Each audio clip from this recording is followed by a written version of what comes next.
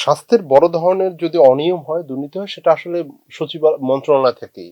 কারণ অধিদপ্তরে সেই সুযোগটা কম। তুমি যতই চিৎকার করো, চেঁচামেচি করো, যতই বাজেট নাও, তুমি কিন্তু দিন শেষে এটাই পাবা। একটা আলুই পাবা, আমি এটাই দেখাবো তোমাকে। স্বাস্থ্য পরিবার কল্যাণ মন্ত্রীর সঙ্গে কথা হলো, উনি যেটা বললেন, আমি যদি একদম কোট করি, উনি বললেন একটি পয়সাও আমি অব্যয়িত রাখবো না। আমরা মোতাজ্জুল ইসলাম মিঠুর কথা জানি, কিন্তু আমরা কি একদম সুনির্দিষ্টভাবে জানি কত কোটি টাকার কিভাবে হয়েছে? সরকার যদি পরিশুদ্ধ হয়, এই সেক্টরে বা অন্তত সরকারি কোনো সেক্টরে দুর্নীতির কোনো সুযোগ নেই। সব সেক্টরে দুর্নীতি হয়, স্বাস্থ্যে তো আসলে ফেরেশতা কাজ করে না, সেখানে তো আমরা বাংলাদেশিরাই কাজ করি, চিকিৎসক বলেন, আমলা বলেন, তো ওই সেক্টরে দুর্নীতি হলে এটা হবে না কেন? প্রিয় দর্শক, ভোরের আকাশ স্বাস্থ্য কথায় সবাইকে স্বাগত জানাচ্ছি। আমি রাশেদ রাব্বি। আজকে আমাদের সঙ্গে উপস্থিত আছেন দৈনিক আজকের পত্রিকার সিনিয়র রিপোর্টার মোহাম্মদ শফিউল্লাহ। শফিউল্লাহ, আপনাকে আমাদের স্টুডিওতে স্বাগতম। আপনাকে আন্তরিক ধন্যবাদ আমাকে আমন্ত্রণ জানানোর জন্য। বাংলাদেশের বর্তমান স্বাস্থ্য ব্যবস্থা নিয়ে আপনার আসলে মতামতটা কি? স্বাস্থ্য ব্যবস্থা, এই যে একটা ছোট দেশ এবং অনেক বেশি জনসংখ্যার দেশ, হাইলি ডেন্সিটি, এরকম একটা পরিস্থিতিতে আমাদের স্বাস্থ্য ব্যবস্থায় করণীয় কি, ঘাটতি কি, এবং এই ঘাটতি পূরণে আপনার পরামর্শটা কি? বাংলাদেশে জনসংখ্যা অনেক বেশি, আমাদের সেই জায়গায় আমাদের সম্পদ কম, সীমিত, এটা সবাই আমরা জানি। কিন্তু এই সীমিত সম্পদ কাজে লাগিয়ে এত বিশাল একটি জনগোষ্ঠীকে চিকিৎসা সেবা দেওয়া খুবই কঠিন। কিন্তু এই কঠিনটা সহজ করা যায় যদি সঠিকভাবে ব্যবস্থাপনা করা যায়। আর সীমিত সম্পদটা সঠিকভাবে কাজে লাগানো যাচ্ছে না। যেমন বাংলাদেশে স্বাস্থ্য বাজেটে যে টাকা সরকার বরাদ্দ দেয়, এটা সঠিকভাবে যদি ব্যবহার করা যেত, আমাদের জনশক্তি, স্বাস্থ্যের চিকিৎসক, নার্স এবং অন্য যারা কাজ করেন স্বাস্থ্য পেশাজীবী, তাদেরকে সঠিকভাবে ব্যবহার করা যাচ্ছে না। যেমন আমি যদি একটু উদাহরণ দেই, আপনি যদি উপজেলা স্বাস্থ্য কমপ্লেক্সের কথা একটু চিন্তা করেন, সেখানে দেখা যায় যে অনেক হাসপাতালে সার্জন আছে কিন্তু অ্যানেস্থেসিওলজিস্ট নেই, আবার অনেক জায়গায় অ্যানেস্থেসিওলজিস্ট আছে, সার্জন নেই। যেমন একজন আরেকজনকে ছাড়া যেখানে কাজ করতে পারে না, সেখানে সরকার যদি এটা সঠিকভাবে বন্টন করতো, যেমন লোকবল মানে জনবল বন্টনটাও সঠিকভাবে হয় না। বিভিন্ন পরিসংখ্যান এবং গবেষণায় দেখা গেছে যে 70%, 60 থেকে 70% স্বাস্থ্য জনবল বিশেষায়িত স্বাস্থ্য সেবায় কাজ করে ঢাকা বা বড় শহরে। আর আপনি বলতে চাচ্ছেন যে মোট স্বাস্থ্যের যে জনশক্তি, তার 70%ই কাজ করছে বিশেষায়িত বা মেডিকেল কলেজ বা টারশিয়ারি লেভেলের হসপিটালে, তাই তো? জি জি। তো সেক্ষেত্রে কিন্তু বিপরীতে দেখা যায় যে আমাদের ঢাকা শহর বা বড় শহরে আমাদের 30%, 30% মানুষের বসবাস, বাকি 70% মানুষের বসবাস গ্রামে। গ্রামে সেই স্বাস্থ্য সেবাটা কিন্তু জনবলের ঘাটতির কারণে হয় না সঠিকভাবে। আর একটা বিষয় হলো যে আমাদের প্রাথমিক স্বাস্থ্য সেবা এবং অত্যাবশ্যকীয় যে স্বাস্থ্য সেবা, এসেনশিয়াল হেলথ কেয়ার, এই দুইটা ঘাটতি আছে, এটা ব্যবস্থাপনাটা আসলে সঠিকভাবে হয় না।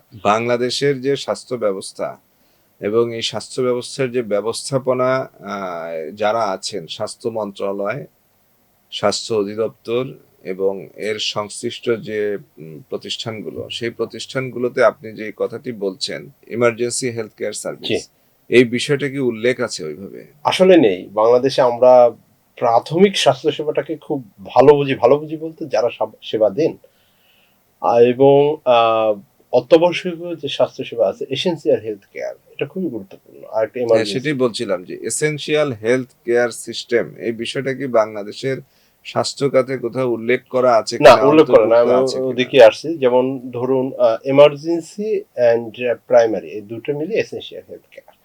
এখন বাংলাদেশে এটা কোথাও ওরকম উল্লেখ নেই। প্রাইমারি হেলথ কেয়ার মানে প্রাথমিক স্বাস্থ্য সেবাটার একটু উল্লেখ আছে, কিন্তু উল্লেখ আছে কিভাবে? আপনি জানেন ভালো করে যে আমাদের প্রতিষ্ঠান কেন্দ্রিক যে সেবা মানে কিউরেটিভ কেয়ার, চিকিৎসা সেবার ক্ষেত্রে কোন হাসপাতাল কোন স্তরের সেটা উল্লেখ আছে, কিন্তু প্রাইমারি স্বাস্থ্য সেবায় কি ধরনের সেবা আদতে মানুষ পাবে, সহজে পাবে, সেই বিষয়টা আমাদের নাই। মানে কি ধরনের স্বাস্থ্য সেবা পাবে, কতটুকু পাবে, কতটুকু কতটুকুকে পাবে, প্রাইমারি হেলথ কেয়ারের অধীনে রাখতে হবে, কতটুকু হলে প্রাইমারি হেলথ কেয়ারের বাইরে যাবে, এগুলো কোনো কিছু সুস্পষ্ট করা নেই। সুস্পষ্ট নেই। আর সুস্পষ্ট না থাকার কারণে আমাদের ধরুন প্রাইমারি প্রাথমিক স্বাস্থ্যসেবা, অত্যাবশ্যক বা এমার্জেন্সি স্বাস্থ্য এর জন্য আলাদা যে লোকবলের যে কাঠামো দরকার, বিন্যাস দরকার, যে এই মানুষগুলো primary health care expert, emergency expert, এটাও বাংলাদেশে এক্সপার্টিস হয়নি। না হওয়ার কারণে যেটা হয়েছে যে আমি যদি সহজেই প্রাইমারি হেলথ কেয়ারের অ্যাক্সেসটা আমার থাকতো, মানে প্রাপ্তিটা আমার থাকতো, তাহলে দেখা যেত যে আমার জটিল রোগ, অসংক্রামক রোগ, এমনকি কোনো কোনো ক্ষেত্রে সংক্রামক রোগেরও নিয়ন্ত্রণ করা যেত। তো বাংলাদেশে স্তরায়নের, স্বাস্থ্যসেবার যে স্তরায়ন, আমরা তো সাধারণত স্বাস্থ্যসেবা বলতে একটা জিনিস পরিষ্কার করা দরকার, স্তর বিন্যাস যদি স্তর বিন্যাস, একটা জিনিস পরিষ্কার করার দরকার যে আমাদের দেশে আমরা স্বাস্থ্য বলতে বুঝি হাসপাতাল এবং চিকিৎসা। কিন্তু যদি আপনি স্বাস্থ্য খাতের কথা বলেন, তাহলে দেখা যাবে 10% চিকিৎসা, বাকি 90% প্রতিরোধ যোগ্য সেবা, পুষ্টি, মাতৃস্বাস্থ্য, বিভিন্ন বিষয় আছে, মানে প্রিভেন্টেবল যে সিস্টেমটা রাইট, স্বাস্থ্য শিক্ষার বিষয় আছে। এখন বাংলাদেশে সরকার আসলে সবসময়, যদিও সরকারের বরাদ্দের বিভিন্ন বিষয় থাকে যে প্রিভেন্টেবল কেয়ার বা অন্যান্য বিষয়ে সে বরাদ্দ রাখছে বা কার্যক্রম হচ্ছে, কিন্তু সব সরকার হাসপাতাল কেন্দ্রিক চিকিৎসার কথাই বলে, কারণ এটা সহজে দেখা যায়। কিন্তু হাসপাতালের আগে যে সেবাগুলো আছে, তার মানে আপনি বলতে চাচ্ছেন যে বাংলাদেশ সরকার বা বাংলাদেশের দীর্ঘ 50 বা 55 বছরের যে বাংলাদেশের যাত্রা, এই সময়টায় দৃশ্যমান স্বাস্থ্যসেবাকে বাংলাদেশের সরকারগুলো গুরুত্ব দিয়েছে, গুরুত্ব দিয়েছে। কিন্তু যেই বড় অংশটা দৃষ্টির পেছনে থাকে সেই জায়গাটায় গুরুত্ব বড় মানে অনেক বড়, প্রায় 90%। হ্যাঁ, সেই জায়গাটায় গুরুত্ব দেওয়া হয়নি। গুরুত্ব আচ্ছা, দেওয়া হয়নি। এবারে বাংলাদেশের যে স্বাস্থ্য বাজেট, আপনি বলছিলেন বাজেটের কথা, সেটা হচ্ছে বিশ্ব স্বাস্থ্য সংস্থা বা এরকম যেসব প্রতিষ্ঠান আছে বা আন্তর্জাতিকভাবে আমরা যেভাবে দেখি যে উন্নত রাষ্ট্রগুলোতে স্বাস্থ্যের যে বাজেট, সেই বাজেটের সঙ্গে আমরা দেখেছি যে বাংলাদেশের বাজেটের কখনোই সমন্বয় হয় না, এবং এমনকি এশিয়ার মধ্যেও স্বাস্থ্য বাজেটে বাংলাদেশের অবস্থান নিচের দিকে। তো এই যে এত বড় একটা জনগোষ্ঠীর রাষ্ট্র, সেখানে এই বাজেট আপনার কাছে সাফিসিয়েন্ট মনে হয় কিনা? বিগত সরকারগুলোর তুলনায় বর্তমান সরকার যে বাজেট ঘোষণা করেছে, সেখানে প্রস্তাবিত বা ঘোষিত বাজেটের আকারটা বড়, আমরা জানি না সংশোধিত আকারটা ওরকম বড়ই থাকবে নাকি আবার ছোট হয়ে আসবে। আমরা বিগত সময়ে দেখেছি যে যেমনটা ঘোষণা করা হয় বা প্রস্তাব করা হয়, পরবর্তীতে কিন্তু সংশোধিত বাজেটটার আকারটা অনেকটাই ছোট হয়ে আসে। যদি এই বাজেটটা প্রস্তাবিত বাজেটের আকারেই থাকে, তাহলে এই বাজেটটা আসলে সাফিসিয়েন্ট কিনা, বা বাংলাদেশে আপনি যেমনটি বলছিলেন যে কিউরেটিভ এবং প্রিভেন্টিভ জায়গাটার একটা বড় গ্যাপ তৈরি হয়ে আছে, সেই গ্যাপ পূরণ করা সম্ভব হবে কিনা? আমি যদি একটু উদাহরণ দেই, বিশ্ব স্বাস্থ্য সংস্থা বলে যে স্বাস্থ্য খাতে বরাদ্দ বা অর্থনীতির আকার থাকা উচিত মোট জিডিপির একাংশে 5%, এবং তার জাতীয় বাজেটের 9%। এবং সেটা বাংলাদেশের এখন জিডিপির প্রায় 2% মতো। না, 2% হয়নি, এবারের যে প্রস্তাবিত 1.03% জিডিপি, 1.03%। হ্যাঁ, এবং মোট বাজেটের 7% বেশি। এখন বরাদ্দ বাড়ছে, এটা সত্য কথা, কিন্তু সাফিসিয়েন্ট কিনা। আমি যদি একটু উদাহরণ দিই, মার্কিন যুক্তরাষ্ট্রের বাজেটের প্রায় 17%, 18% স্বাস্থ্য বাজেটে থাকে, কিন্তু ওখানে কিন্তু সকল মানুষের জন্য স্বাস্থ্য সেবা সমান না, ওখানেও কিছু জটিলতা আছে। বাংলাদেশ বা এসব দেশের ক্ষেত্রে যেরকম স্বাস্থ্য সেবার অ্যাক্সেসটা খুব দ্রুত এবং বেশি, সেটা অনেক উন্নত দেশেও নেই। কিন্তু মুশকিলটা হলো বাংলাদেশে এ যাবৎকালের সবচেয়ে বেশি বাজেট স্বাস্থ্যে বরাদ্দ স্বাস্থ্যে পেয়েছে, 7% বেশি, প্রায় 69,000 কোটি টাকার বেশি। এর ভিতরে 62,500 কোটি টাকা করে স্বাস্থ্য মন্ত্রণালয়, বাকি প্রায় 6,000 কোটি টাকা খরচ করবে অন্য অন্য মন্ত্রণালয় যারা স্বাস্থ্য নিয়ে কাজ করে, নারী, শিশু, পরিবেশ, শিক্ষা, যারা স্বাস্থ্য নিয়ে কাজ করে, সমাজ কল্যাণ, তারা খরচ করবে। এখন খরচের বিষয়টা হলো কি, বাংলাদেশে খরচের সবচেয়ে বড় একটা সমস্যা আছে। আমি কিছুদিন আগে এটা নিয়ে একটা কাজ করেছিলাম, সেখানে দেখা গেছে যে সর্বোচ্চ 33% বাজেটের খরচ না করার অব্যয়িত টাকা ফেরত গিয়েছে। সেটা 2024-25 অর্থ বছরে দেখেছি, 25-26-এ 15%, এবছর কি হয় আমরা জানি না, তার আগে 19-22 এরকম ছিল। তো এখন স্বাস্থ্য বাজেট পর্যাপ্ত কিনা, আসলে পর্যাপ্ত না। আমরা যে কাউকে মানে বিশ্ব স্বাস্থ্য সংস্থার যে প্রস্তাবনা সেটাকে যদি সে আমরা অনুযায়ী হ্যাঁ, আমলে সে নেই, অনুযায়ী নয়। পর্যাপ্ত না। কিন্তু বিষয়টা হলো যে পর্যাপ্ত না আমি কখন জোর দিয়ে বলতে পারবো, যখন আমি এই অর্থটা সঠিকভাবে ব্যবহার করতে পারবো এবং আমার ঘাটতি থাকবে। আমার তো স্বাস্থ্যে ঘাটতি থাকছে না, বরঞ্চ এই উদ্বৃত্ত থাকছে বলে দেখা যাচ্ছে। উদ্বৃত্ত না, মানে খরচ করতে পারছে না। এখন খরচ করতে না পারার পিছনে অনেক কারণ আছে, সেটা আমরা অনেকেই জানি, সেটা অনেক ব্যাখ্যা সাপেক্ষ কি কি কারণ আছে। কিন্তু আহ যে কারণেই থাকুক না কেন, সেটা প্রশাসনিক দুর্বলতা থাকুক, অব্যবস্থাপনা থাকুক, বা চিকিৎসকদের যারা স্বাস্থ্য ব্যবস্থাপনায় জড়িত অদূরদর্শিতার অভাব থাকুক, যেটাই থাকুক না, দিন শেষে যেটা হয়, আমি ফলাফল পাচ্ছি আমি 33%, 20%, 30% টাকা ফেরত দিতে হচ্ছে। এখন এখানে আরেকটি বিষয় আমি যুক্ত করতে চাই যে আমলাতান্ত্রিক জটিলতাও কিন্তু এই বাজেট অব্যয়িত থাকার একটা অন্যতম কারণ। আমলাতান্ত্রিক জটিলতা আপনি ভালো বলেছেন, কিন্তু আমলাতান্ত্রিক জটিলতা হলো আমাদের বাংলাদেশের চিকিৎসা ব্যবস্থা, ডাক্তাররা চিকিৎসা দেয়, কিন্তু ডাক্তাররা নিজেরা নিজেদের নিয়ন্ত্রণ করতে পারে না, ডাক্তারদের নিয়ন্ত্রণ করে অন্য কেউ, সেটা আমলা হোক বা অন্য হোক। এই আমলাতান্ত্রিক জটিলতার সঙ্গে আসলে এই চিকিৎসকরা পেরে ওঠে না। আপনি বলতে চাচ্ছেন যে বাজেটের বরাদ্দ বেশি হলেও এখনই চূড়ান্তভাবে বলা যাচ্ছে না যে এই বরাদ্দের যে সফলতা জনগণ পাবে কি পাবে না। সেটা পাবে বলে আমরা এখনই বলতে পারছি না, কিন্তু কিছুদিন আগে এই বিষয়টা নিয়ে স্বাস্থ্য পরিবার কল্যাণ মন্ত্রীর সঙ্গে কথা হলো। উনি যেটা বললেন, আমি যদি একদম কোট করি, উনি বললেন একটি পয়সাও আমি অব্যয়িত রাখবো না, এবং সঠিকভাবে আমাদের সরকার, মানে তাদের সরকার সঠিক পরিকল্পনা করে আগাবে। আগের কোন সরকার সঠিক। আচ্ছা, এই ক্ষেত্রে আমি দর্শকদের একটি মেসেজ দিতে চাই। আপনি যেমনটি বলছিলেন, আমার কাছে এরকম একটি তথ্য আছে যে সম্প্রতি কিছু দাতা সংস্থা আমাদের স্বাস্থ্যের একজন গুরুত্বপূর্ণ ব্যক্তির সঙ্গে তারা একটা সভায় সম্মিলিত হন এবং সেখান থেকে দাতা সংস্থাগুলো বাংলাদেশের বর্তমান স্বাস্থ্য ব্যবস্থা নিয়ে একটি মন্তব্য করেছে। সেটি হচ্ছে যে বিগত যে সরকার ছিল, মানে আমি ইন্টারিমের কথা বলছি না, ইন্টারিমের আগের কথা, সেই সরকারের সময় বাজেটের আপনি জানেন যে 4, 4.5 বা 5% মতো বরাদ্দ থাকতো জাতীয় বাজেটে, স্বাস্থ্য বাজেটে। তো সেই বাজেটেরও কিছু অংশ অব্যয়িত থেকে যেত।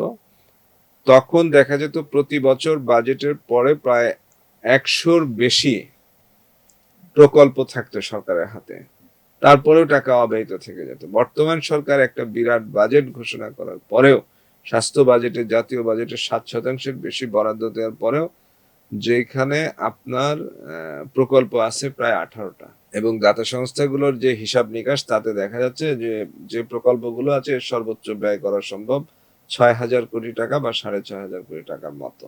বাকি ডেভেলপমেন্ট যে বাজেট স্বাস্থ্যের, বাকি বাজেটটা কিন্তু আর খরচের কোনো প্রকল্পই এখনো তৈরি হয়নি। এখন এই 1 বছরের ভিতর তাড়াহুড়া করে প্রকল্প তৈরি করা, অনুমোদন করা, বাস্তবায়ন করার যদি প্রক্রিয়া শুরু হয়, সেক্ষেত্রে কি আপনি মনে করেন যে সঠিকভাবে বাজেট ব্যয় হবে?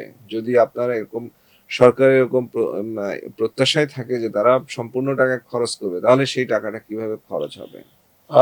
সরকার প্রত্যাশার কথা বলছে, সরকার বলতে স্বাস্থ্য মন্ত্রণালয় তো এই সরকারের স্বাস্থ্যের ক্ষেত্রে প্রতিনিধিত্ব করে, বা কর্তৃপক্ষ, সর্বোচ্চ কর্তৃপক্ষ স্বাস্থ্যের বিষয়। এখন এখানে একটি খুব বিষয় হলো, তারা বলছে যে আমরা পরিকল্পনা করে আগাবো, কিন্তু বিষয়টা হলো যে কিছুদিন আগে স্বাস্থ্যমন্ত্রী একটি ঘোষণা দিয়েছেন যে উপজেলা স্বাস্থ্য কমপ্লেক্স বেশ কয়েকটি 100 বা কতটি যেন 101টি শয্যার করবে, 101 শয্যার করবে, 50 শয্যা। হ্যাঁ, বিষয়টা এরকম ছিল যে যেগুলো 50 শয্যা আছে সেগুলোকে 100 শয্যা, যেগুলো 100 শয্যা আছে সেগুলোকে 200 শয্যা, মানে যে অবস্থায় যেটা আছে 500টা যে উপজেলা হেলথ কমপ্লেক্স, সেগুলো ডাবল হয়ে যাবে। 494, হ্যাঁ 494টা, সেগুলো ডাবল হয়ে যাবে। না, এখন এখানেই তো মানে বিষয় হলো তাদের কাছে প্রশ্ন করার, যে তারা বলছে পরিকল্পনা ছাড়া আমরা একটা পদক্ষেপ ফেলবো না, কিন্তু তারা কিন্তু পরিকল্পনা ছাড়া পদক্ষেপটা অলরেডি দিয়ে ফেলছেন। যেমন 50 শয্যার হাসপাতালকে যদি 101 শয্যার করা হয়, সেক্ষেত্রে কিন্তু আপনার অর্গানোগ্রাম লাগবে। 101 শয্যার হাসপাতালে কতজন চিকিৎসক, কতজন নার্স, কতজন আপনার পরিচ্ছন্নতা কর্মী, কি ইকুইপমেন্ট লাগবে, কত মানুষ এখানে চিকিৎসা নেয়, তার জন্য কি আমাকে দিতে হবে, কত মানুষকে ডায়েট দিতে হবে রোগী ভর্তি থাকলে, এই বিষয়ের কোনো অর্গানোগ্রাম করা হয়নি বা হয় না সাধারণত। এখন বিষয়টা হলো, বাংলাদেশে আমরা গত 30 বছরের, তার আগের প্রয়োজন নেই, আমরা যদি জাস্ট 30 বছরের বিশ্লেষণ করি তাতেই দেখতে পাবো যে আমরা আগে 50,000 হাসপাতাল 100,000 হলো, 100 থেকে 150 হলো, 150 থেকে 200 হলো, 200 থেকে 250 হয়েছে, কিন্তু তার ডাক্তারের অর্গানোগ্রামে সে 50 শয্যারই আছে।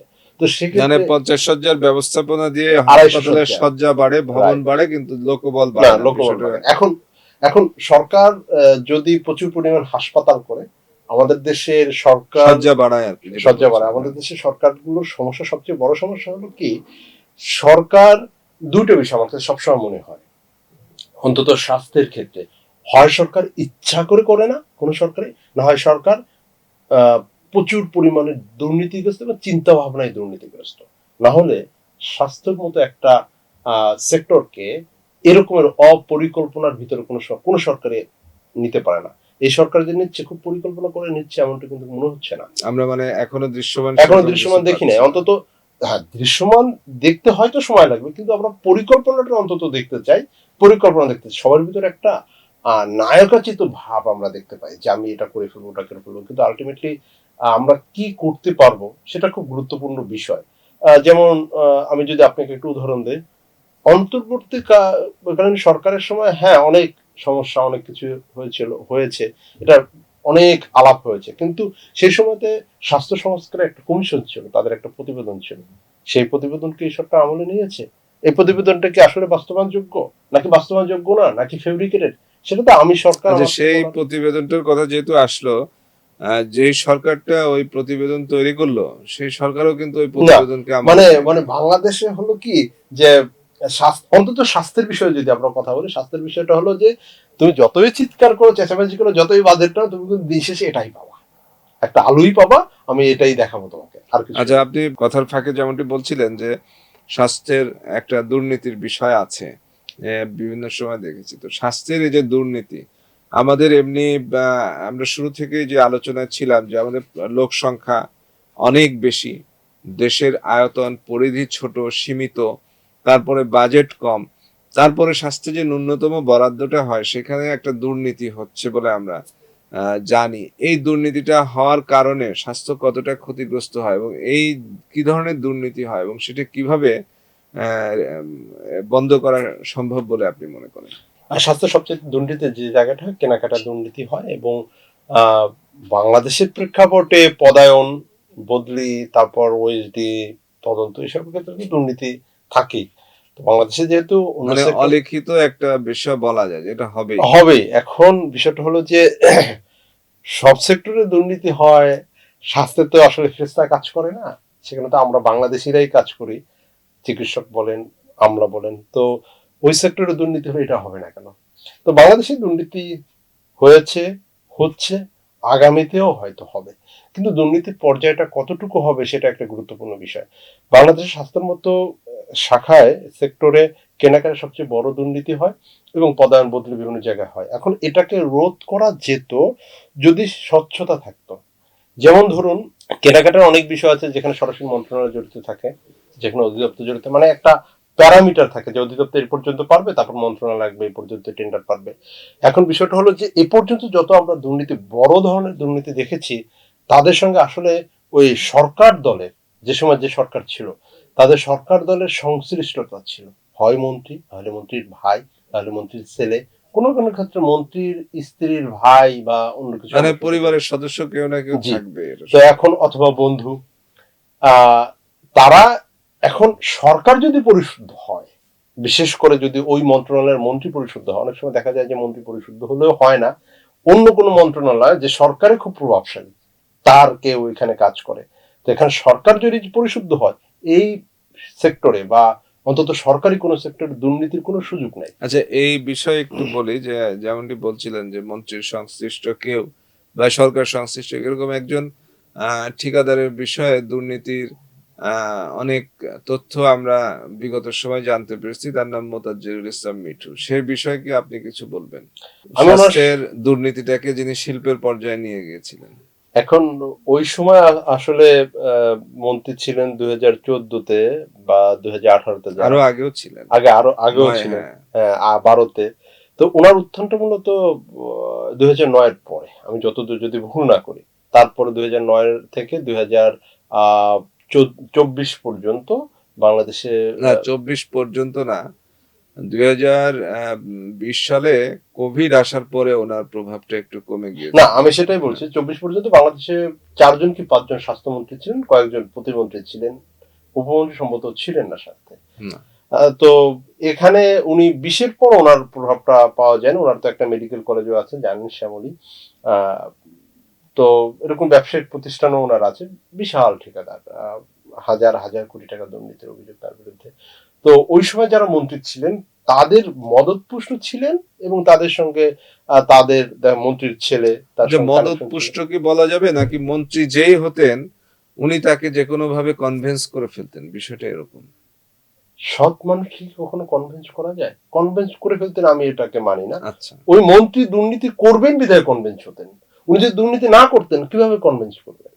না সবকিছু তো মন্ত্রীর হাতেও থাকে না। মন্ত্রীর হাতে থাকে না। হ্যাঁ, অনেক কিছু ঘটে যাওয়ার পরে মন্ত্রী জানতে পারে। আপনি যেমনটি বলছিলেন যে আর্থিক বরাদ্দ 50 কোটি টাকা পর্যন্ত মন্ত্রীর হাতে থাকে, 50 কোটি টাকার উপরে চলে গেলে সেটা একনেকে চলে না, যায়। কিন্তু মন্ত্রী, আবার এর নিচে যদি হয়, অনেক সময় প্রজেক্টের থেকে হয়ে যায়, সেটা আচ্ছা, মন্ত্রীর এটা অগোচরে সত্য হয়ে যেতে বলেছেন, পারে। এটা একদম সত্য কথা। কিন্তু কথা হলো যে মন্ত্রী যেহেতু ওই মন্ত্রণালয়ের নির্বাহী প্রধান, উনি এটা তো নিশ্চিত করতে পারবেন, ওনার হাতে নাই, কিন্তু এটা যেন স্বচ্ছ হয়, প্রক্রিয়াটা যেন স্বচ্ছ হয়। দরপত্র আহ্বান, এখন দরপত্রে কিভাবে কি হয় সেটা আমরা খুব ভালো করে জানি, বাংলাদেশে দীর্ঘদিন কাজ করার কারণে যেটা হয় চোখে দেখা যায়। ইভেন এমনকি আমরা যখন বিশ্ববিদ্যালয়ে পড়েছি তখনও দেখছি বিশ্ববিদ্যালয়ের দরপত্রগুলো কিভাবে হয়। তো এগুলো যদি উনি শতভাগ স্বচ্ছতা নিশ্চিত, শতভাগও প্রয়োজন হয় না, 90% শতভাগ যদি নিশ্চিত করতে পারতেন, তাহলে এত বড় দুর্নীতি, আমরা তো শুধু ওই মোতাজ্জুল ইসলাম মিঠুর কথা বলছি, এর ফাঁকে ফাঁকে আরো অনেক ঠিকাদার রয়েছে স্বাস্থ্য সেক্টরে, যারা 10,000, 5,000, 20,000। আচ্ছা, এই ক্ষেত্রে যদি আমি একটু বলি যে আপনার কি মনে হয় যে শুধু মন্ত্রী এ, বা, দায়িত্বহীনতা বা মন্ত্রীর উন্নাসিকতা, অথবা যদি বলি মন্ত্রীর লোভ লালসা এক্ষেত্রে গুরুত্বপূর্ণ ভূমিকা রাখছে, নাকি পুরো প্রশাসন, স্বাস্থ্য প্রশাসন ব্যবস্থাটাই আসলে এরকম? প্রথম কথা হলো, পুরো স্বাস্থ্য প্রশাসন ব্যবস্থাটা এরকম সেটা আমি বলতে চাচ্ছি না। আমার কাছে মনে হচ্ছে যে আহ, আহ, স্বাস্থ্যের বড় ধরনের যদি অনিয়ম হয়, দুর্নীতি হয়, সেটা আসলে সচিব মন্ত্রণালয় থেকেই, কারণ অধিদপ্তরে সেই সুযোগটা কম। আপনি প্রজেক্টে, আমি যতদূর দেখেছি, আমার অভিজ্ঞতা বলেছে, এক একটা প্রকল্পে কিন্তু দুর্নীতি তেমন একটা দেখা যায় না। দেখা যায় অন্য ক্ষেত্রে, যেমন ধরুন যে প্রকল্পে দাতা সংস্থা যুক্ত, যেখানে ওয়ার্ল্ড ব্যাংক বা ইউনিসেফ এরা জড়িত, সেসব প্রকল্পে সাধারণত দুর্নীতির খবর আমরা পাই না। ছোট ছোট প্রকল্প থাকে, কোথাও 200 কোটি, 300 কোটি, 500 কোটি। কিন্তু যারা এই বড় ধরনের দুর্নীতি হয় তারা তো 200, 500, 300 কোটি টাকা হাত দেয় না, তারা তো হাজার হাজার কোটি টাকা হাত দেয়। তো এখন এই কিন্তু স্বাস্থ্যে কি 1000 কোটি টাকার প্রজেক্ট হয়? উম, হাজার, সেরকমটা কিন্তু হয় না, 200-300 কোটি টাকার প্রজেক্টই হয় বেশি। আহ, হ্যাঁ, 200-300 কোটি টাকা, না সেটা হয়, কিন্তু আমি বলছি যে যে প্রকল্পগুলো 5 বছর মেয়াদী, যেমন পুষ্টি প্রকল্প যদি থাকে 5 বছর মেয়াদী 300 কোটি টাকা, সেখানে দাতা সংস্থা বা ওয়ার্ল্ড ব্যাংকের মতো সংস্থা যুক্ত যুক্ত থাকার কারণে সেখানে দুর্নীতির বিষয়গুলো আমরা তেমন একটা দেখতে পাই না। কিন্তু আমরা দেখতে পাই দুর্নীতি অন্য জায়গায়, সেটা মূলত যদি আপনার স্বাস্থ্য প্রশাসন, আমি স্বাস্থ্য প্রশাসন বলতে যদি বলি স্বাস্থ্য সেবা বিভাগ এবং স্বাস্থ্য শিক্ষা ও পরিবার আচ্ছা, কল্যাণ এই বিভাগের ক্ষেত্রে মন্ত্রণালয় সচিবালয়টা যদি একটু শক্ত থাকতো এখানে। এক্ষেত্রে আমি আমি একটু অ্যাড করতে চাই, সেটা হচ্ছে যে পিপিআর যেটা আছে, আমাদের পাবলিক প্রকিউরমেন্ট যে রুলস, এই যে পিপিআর এর আলোকিত সব কেনাকাটা হচ্ছে, এবং এই যে পিপিআরটা কিন্তু তৈরি করে প্রণয়নে সহযোগিতা করেছে ওয়ার্ল্ড ব্যাংক। সেটা শুধু বাংলাদেশে যে তা নয়, সারা বিশ্বে এই পিপিআর সিস্টেমটা তারা সহযোগিতা করেছে, যে স্বচ্ছতা যেন নিশ্চিত হয়। সেই পিপিআর ফলো করে কিন্তু কেনাকাটা হচ্ছে, তাহলে কেন স্বচ্ছতা নিশ্চিত হচ্ছে না? পিপিআর বাংলাদেশের আহ, দুর্নীতির ক্ষেত্রে যেটা হয় বিভিন্ন সেক্টরে, সবই রুলস ফলো করে হলেও সেখানেও একটু থাকে, মানে বিষয়টা হলো যে আপনি বলতে চাচ্ছেন যে ওইখানে গ্যাপ আছে, যে গ্যাপ রুলসে, গ্যাপ থেকে হচ্ছে এই হ্যাঁ, দুর্নীতি মানে কোথাও না কোথাও একটা ঢুকে গ্যাপ পড়ছে। গ্যাপ বের করে সেখানেই করা যায়। ধরুন আপনি এই কাজটা, এটা 5,000 কোটি টাকার বা একটা কাজ আমি নিউন যে ওই প্রতিষ্ঠানকে দিব, সেখানে দেখা যায় যে তারা কোনো একটা সাব ক্লজ বের করে আহ, তথাপি ওকে দেওয়া যাবে, অথাপি ওকে দেওয়া যাবে না, এরকম কিছু একটা করে অন্য কাউকে, একটা পছন্দের ঠিকাদারকে দেওয়ার একটা প্রবণতা তো বাংলাদেশে আছে। কারণ যেখানে দুর্নীতি করা সহজ হয়, সেখানে আপনি যতই আইন আমরা করি না কেন, আইনের প্রয়োগটা তো ওর উপরে নাই, স্বচ্ছতা এবং জবাবদিহিতা কম। আমরা মোতাজ্জুল ইসলাম মিঠুর কথা জানি, কিন্তু আমরা কি একদম সুনির্দিষ্টভাবে জানি কত কোটি টাকা কিভাবে হয়েছে, কত তারিখে হয়েছে, কে কে জড়িত ছিল? এটা কিন্তু আপনিও জানেন না, আমিও জানি না। আমার আমার অন্তত তাই মনে হয় যে এটা আমরা আসলে পরিষ্কারভাবে জানি না। তো মোতাজ্জের ইসলাম মিঠু এত হাজার হাজার কোটি টাকা তার বিরুদ্ধে দুর্নীতির অভিযোগ, তাহলে এখনো কেন পরিষ্কার অন্তত ওই মন্ত্রণালয় থেকে করা হয়নি যে সে এই বছরে এত কোটি টাকার একটা দুর্নীতির অভিযোগ, এই সময় এই কর্মকর্তা দায়িত্ব ছিল, ওই ফাইলে অমুকের স্বাক্ষর ছিল, সেটা কিন্তু আমরা জানি না। পুরো প্রশাসনিক ব্যবস্থাটাই দুর্নীতির সাথে সম্পৃক্ত। এই পুরো প্রশাসনিক ব্যবস্থা সম্পৃক্ত থাকার কারণেই দুর্নীতি পুরোপুরি উন্মোচন করা সম্ভব হচ্ছে না, তাই তো? জি। আমরা দেখলাম যে সম্প্রতি সরকার একটা সিদ্ধান্ত নিয়েছে যে হার্বাল যে প্রক্রিয়াটা, স্বাস্থ্য হোমিওপ্যাথি এবং হার্বাল এই দুইটি ব্যবস্থাও স্বাস্থ্যে অন্তর্ভুক্ত হচ্ছে। এটা কি মনে করেন যে আমাদের যে আধুনিক চিকিৎসা ব্যবস্থা সেটার ক্ষেত্রে অন্তরায়, নাকি এটা সহযোগী হিসাবে আমাদের দেশের মতো দেশে কার্যকর হবে? আমার মনে হয় যে এটা সহযোগী হবে যদি আমরা সঠিকভাবে ব্যবস্থাপনা করতে পারি। আয়ুর্বেদিক হার্বাল এটার চিকিৎসা ব্যবস্থাটা আসলে চীন, ভারত বিভিন্ন জায়গায় খুবই প্রভাব। না, ভারতে যেমন আছে আয়ুর্বেদিক চিকিৎসাটা ওদের ওখানে গুরুত্বপূর্ণ, এবং ওরা একটা চীনের কোনো কোনো মন্ত্রণালয় অংশেও আছে। মন্ত্রণালয় আছে যে আয়ুষ মন্ত্রণালয়। আবার আমরা যদি মধ্যপ্রাচ্যের দিকে দেখি, এই আয়ুর্বেদিক সিস্টেমটা তো মূলত ইন্ডিয়ান সিস্টেম।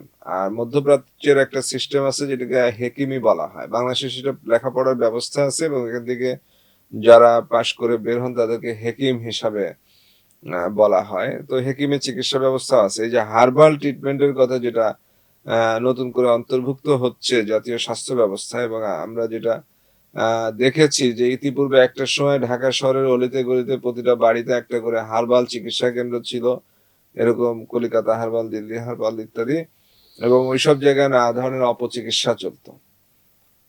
বিশেষ করে যৌন চিকিৎসার জন্য এরা খুব বিখ্যাত ছিল। তো অনেক ওই সময় মিডিয়ায় যারা কাজ করতেন হেলথে, তারা নানাভাবে এই বিষয়গুলোকে তুলে ধরে যে জনগণ কিভাবে প্রতারিত হচ্ছে হার্বাল দ্বারা, তারপরে কিন্তু তাদের একটা নিয়ন্ত্রণে আনা হয় বা আইনানুগ ব্যবস্থার অধীনে নিয়ে আসা হয়। তো সেই হার্বালকে আবার যদি পেট্রোনাইজ করা হয় এবং কোনো ধরনের নতুন নীতিমালা প্রণয়ন ছাড়া, তাহলে কি মনে হয় যে আবার সে আগের জায়গায় ফিরে যেতে পারে প্রতারণামূলক যে চিকিৎসা ব্যবস্থা? অবশ্যই ফিরে যেতে পারে, কিন্তু একটা বিষয় আমি একটু যদি পরিষ্কার করতে চাই সেটা হলো যে বাংলাদেশ শুধু হার্বাল বা আয়ুর্বেদিক ক্ষেত্রে না, অ্যালোপ্যাথিক ক্ষেত্রেও কিন্তু আমরা বিভিন্ন অভিযোগ বিভিন্ন শুনতে পাই যে চিকিৎসা সঠিকভাবে হয়নি। তারপর দেখা যায় যে অনেকে আসলে চিকিৎসক না, কিন্তু চিকিৎসা দিয়ে বেড়াচ্ছেন, অনেক ক্লিনিক সঠিকভাবে কাজ করছে না। আসলে অনিয়ন্ত্রিত কোনো কিছুই ভালো না। আপনি যেটাই করি না কেন আমরা সেটাকে নিয়ন্ত্রিত ভাবে, যেমন এই হার্বাল বা আয়ুর্বেদিকের যদি সঠিক নীতিমালা করা যায়, সঠিকভাবে চিকিৎসা হেকিম তৈরি করা যায়, তাহলে অবশ্যই সেটা কাজে লাগবে। কারণ বিশ্বের কোটি কোটি মানুষ হার্বাল এবং আয়ুর্বেদিক চিকিৎসায় কিন্তু ভালো ফল পাচ্ছে, এবং এটা প্রতিষ্ঠিত এবং এটা পরীক্ষিত। কিন্তু মুশকিলটা হলো বাংলাদেশের ক্ষেত্রে আপনি হার্বাল বলেন, আয়ুর্বেদিক বলেন আর অ্যালোপ্যাথিক বলেন, আমরা আসলে অ্যালোপ্যাথিকের ক্ষেত্রে যে রকমের স্ক্যামের কথা আমরা জানি, যে অভিযোগগুলো আমরা জানি, সেটা তো হার্বাল আয়ুর্বেদিককে ছাড়িয়ে যায়। তো সেক্ষেত্রে নিয়ন্ত্রিত এবং সুপরিকল্পিতভাবে যদি কোনো কিছু না হয়, তাহলে তো কোনো কিছু সঠিকভাবে কাজ করবে না, বরঞ্চ এটা আরো বোঝা হয়ে দাঁড়াবে আমাদের উপরে। আচ্ছা, আমরা বেশ অনেক বিষয় আলোচনা করলাম আজকে। এবার আপনাকে শেষ পর্যায়ে, আমাদের অনুষ্ঠানের শেষ পর্যায়ে আপনাকে একটি প্রশ্ন করতে চাই। সেটি হচ্ছে যে বাংলাদেশের স্বাস্থ্য খাতের নানা সমস্যা নিয়ে আমরা আজকে আলোচনা করলাম, এবং সমস্যাগুলো আপনি বেশ সুস্পষ্টভাবে আপনার অভিজ্ঞতার আলোকে বললেন। এই সব সমস্যা থেকে সমাধানের আসলে উপায় কি? আমরা কি বাংলাদেশের স্বাস্থ্য ব্যবস্থা কি এই একই ধারায় অব্যাহতভাবে চলতে থাকবে, নাকি আমরা আধুনিক বিশ্বের মতো স্বাস্থ্য ব্যবস্থায় যেতে পারবো?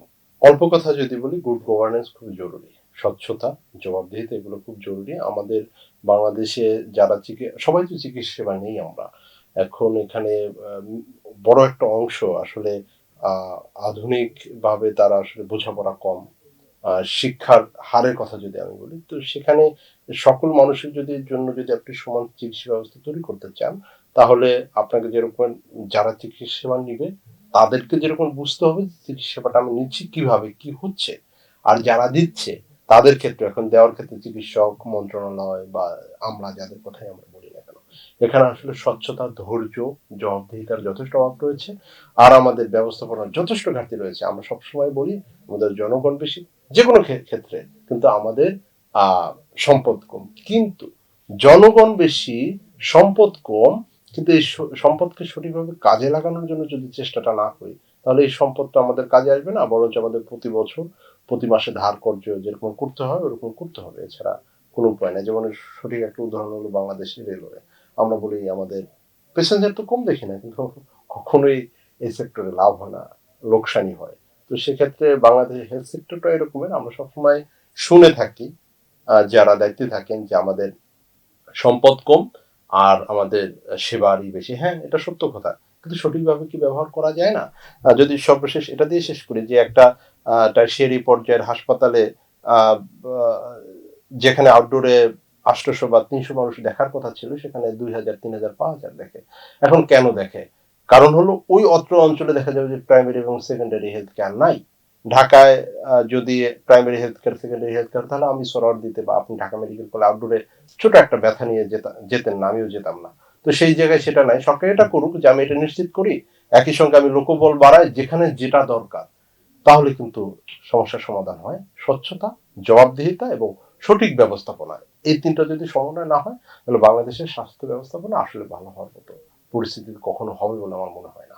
প্রিয় দর্শক, আমরা এতক্ষণ শুনছিলাম আমাদের আজকের অতিথি মোহাম্মদ শফিউল্লাহ।